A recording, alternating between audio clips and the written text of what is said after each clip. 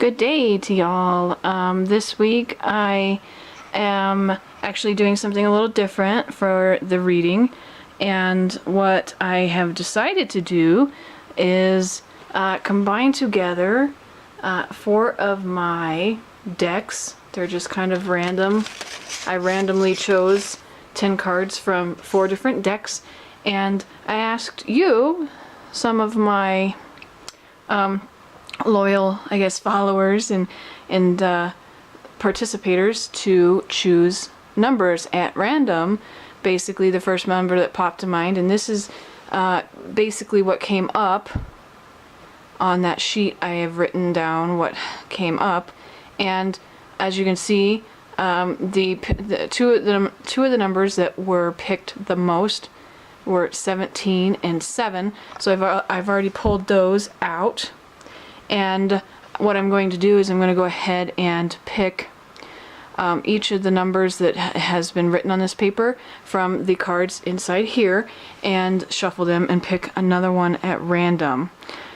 And that's going to be our little interactive card reading for the week. So let me go ahead and get set up to shuffle out those other numbers, and we'll begin. Alright, so now I have pulled out the other cards for the other numbers that were chosen by my readers and followers of my blog. And so now I'm just going to shuffle those cards out and pick one more at random so that we have 3 total cards to make up this reading. Oh, and there you have it. I didn't even have to pick it, it picked itself. So let's see what we have here. I'm gonna just go, nah, this feels right. Okay, so in position 1 we have Archangel Chamuel, which is beloved one. And let's see what position 2 is. Position 2 is Bone Collector, which is interesting considering this card actually has come up in a few other readings I've done recently. And position 3 is the Warrior. So what we're going to do is we're going to just conduct the reading as normal at this point. So let's get to it, shall we? Alrighty. So again, in position 1 we have Beloved One, and it kind of looks like we have a theme going on here with these 3 cards, which I'll explain. And it looks like this week we're going to be dealing with relationships. And Beloved One is, of course, Archangel Chamuel, and the quote on the card right here at the bottom says, "I'm helping you with your spiritual soulmate relationship." Now, Chamuel can help us identify that which we desire in another, but the caveat is that we must embody that which we desire to attract. In a world of a, quote, like attracts like, we cannot attract a lasting, durable, loving, healthy relationship if we do not first have a deep and abiding love for ourselves. You must first fall in love with yourself and your life before others can truly fall in love with you. Furthermore, a, quote, soulmate relationship is not always romantic in nature. Simply put, soulmates are 2 similar souls who seem unequivocally attracted to one another in a magical way. Soulmates can become dear, lifelong, and enduring friends. If you've ever met someone who you've felt a lifelong or instantaneous connection with, there is a chance that they are one of your soulmates. So a common misconception sometimes, I think, is that when people think soulmate, they think that it's somebody that they should be romantically involved with, when in fact that's not necessarily true. In fact, most of us have more than one soulmate, and of course, one of them ideally would be somebody that we are romantically involved with, but in a lot of cases, your very best friend, or many of your friends, if you're fortunate enough to have found many of your soulmate relationships, are, they're simply friends. Now, in position 2, we have Bone Collector, and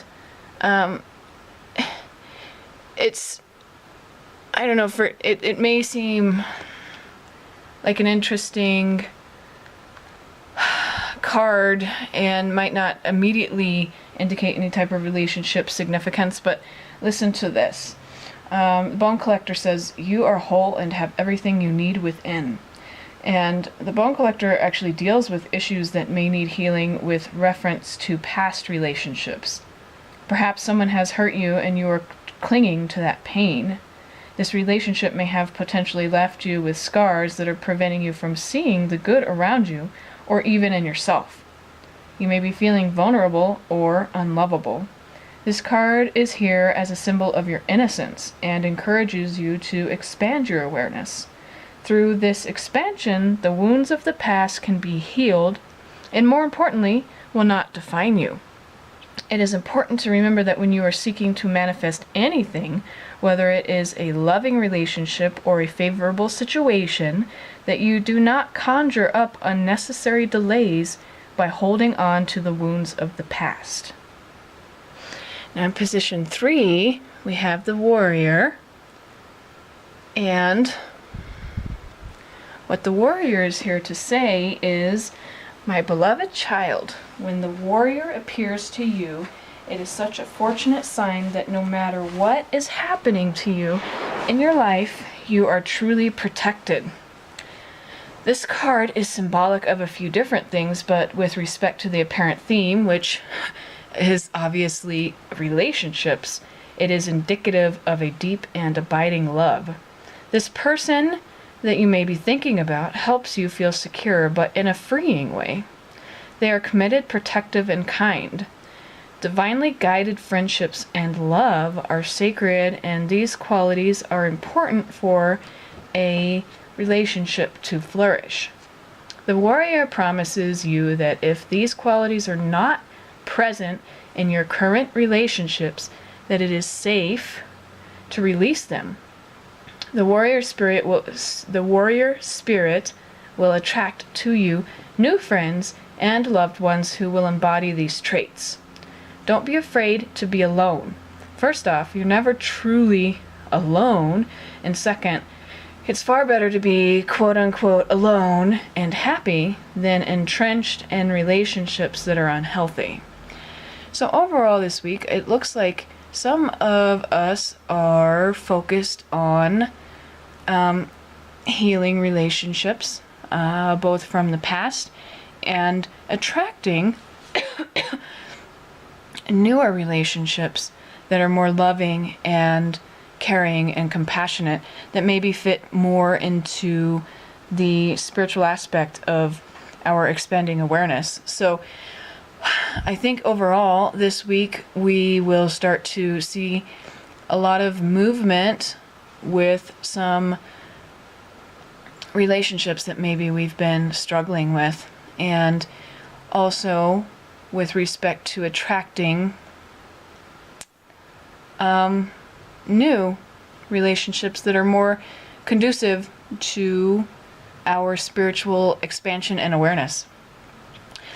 I think that's pretty much the theme for the week upcoming. Sounds pretty exciting to me, and I want to encourage you to focus on self-love first, and through loving yourself, you can embody, you can be a magnet for others that exercise a healthy sense of love and compassion.